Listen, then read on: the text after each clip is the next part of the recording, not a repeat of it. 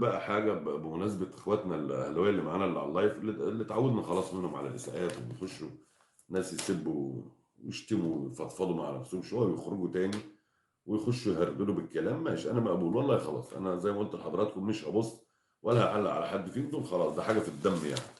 فالنهارده كان في مش النهارده طبعا، يعني مش النهارده، الفتره الاخيره كان في اتصالات كده من بعض الوكلاء كانوا بيعرضوا احمد عبد القادر لاعب الاهلي على نادي الزمالك، ومحدش خافي عليه انه كان فتره من الفترات عبد القادر عايز يجي الزمالك.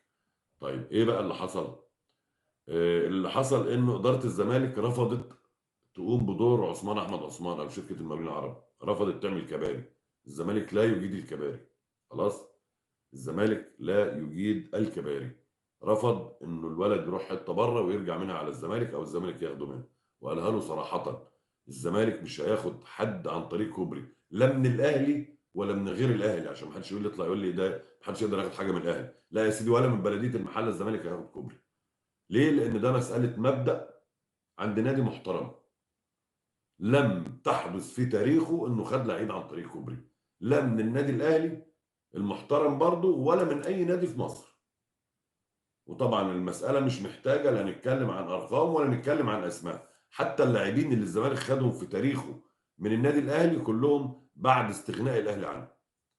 يعني كل اللعيبه اللي جت كده من زي عند جمال عبد الحميد وانت جاي كده، كل اللعيبه حسام حسن وابراهيم حسن واخيرا عبد الله السعيد وناصر ماهر واحمد حمدي. مفيش لعيب حتى يعني على المستوى. فاكرين دومينيك اللي كان بيلعب في الاهلي، اللعيب الافريقي برضه بعد الاهلي ما بيستغنى عنه بيجي يلعب في نادي الزمالك بعد ما بينتهي. وحتى عبد الله السعيد يوم الزمالك ما خده كان زي ما قلت لحضراتكم عقده خلصان مع النادي الاهلي. يعني كان مخلص الموسم بتاعه واللعيب فري من حقه يمضي لاي حد. ولما مضى طبعا شفنا اللي حصل عشان يرجع النادي الاهلي، عشان ما يصحش. فانا بقول لحضراتكم انه اتقال له: لا، عايز تلعب للزمالك خلص نفسك وتعالى. كل الاحترام وكل التقدير لاداره الزمالك اللي عندها دم، اللي هي عارفه ان الكوره منافسه شريفه. اللي عايز لعيب يا تاخده من ناديه يا تاخده هو فري بس. انما اللعيب اللي يطلع من ناديه عن طريق اي حاجه تانية لاي نادي تاني، فده طبعا شغل ملوش، ده اسمه ديرتي جيم، يعني شغل قذر.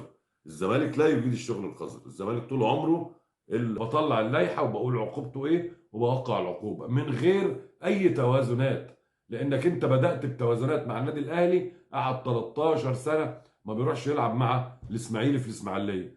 بالعكس انت كمان اهو بتجر الزمالك لنفس النقطه. الزمالك كمان هيجي يفرض عليك وهيقول لك انا مش هلعب في الاسماعيلي، مش هتقدر تعمل له حاجه. لانه لو الاسماعيليه خط احمر بالنسبه للاهلي، فهتبقى بعد الاحداث وحضرتك ما جبتش حق الزمالك وما طبقتش لائحه، وبما ان من امن العقوبه اساء التصرف، فانت ما عملتش ردع الجماهير الاسماعيلي. اذا اللي حصل النهارده هيبقى بدايه لسلسله من المشاكل الاكبر. فده اللي خلانا رحنا للنقطه بتاعت الكابتن احمد سليمان، اللي قال فيها انه نادي الزمالك بدايه من الموسم اللي جاي هيتكلم مع اتحاد كره القدم وهيضغط ومع الامن المعني باداره وتنظيم المباريات في محافظه الاسماعيليه ان الزمالك مش هيكون موجود. وزي ما قلت لحضراتكم ده وزر يتحمله اتحاد كره القدم. كل الناس كانت بتنتظر عقوبه، حتى منها جماهير النادي الاهلي. يعني النهارده الاهلي وجماهيره قال لك: شفت ان الاهلي معاه حق، شفت ان الاهلي ما ينفعش يروح الاسماعيليه، شفت ان الاهلي. طب شفت. طب والزمالك اللي بيطبق لك، والزمالك اللي بيهدي لك، والزمالك اللي بيروح يمد الجسور مع الاسماعيلي، على الاقل خالص لما يكون في تجاوزات حضرتك بتطبق لائحه. انا فاكر في يوم مباراه الزمالك، اللي في مباراه للزمالك الموسم اللي فات، حصل هتافات جماعيه من الجماهير. حضرتك منعت 1200 و1200 300 1200 وحاجه و30 مشجع من دخول عدد ده لنهايه الموسم.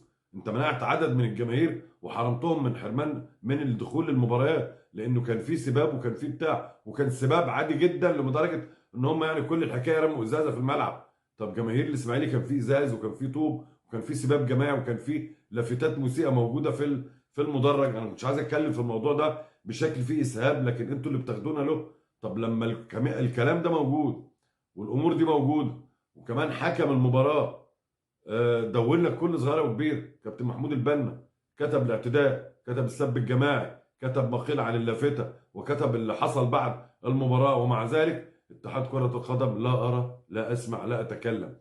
هو حضرتك مش فرح بلدي؟ هو انت بتجامل الاسماعيلي؟ انت ما تجاملش حد. الزمالك لما طبقت عليه اللائحه مفيش مسؤول فتح بقه. منعت 1300 بني ادم انهم يدخلوا من الجماهير المهمه وكانوا من الالتراس ان هم يدخلوا ويشجعوا، منعتهم. قال لك سمعا وطاعه، خلص الموضوع. طب ايه اللي حاصل بقى في الاسماعيليه؟ هو في محاذير؟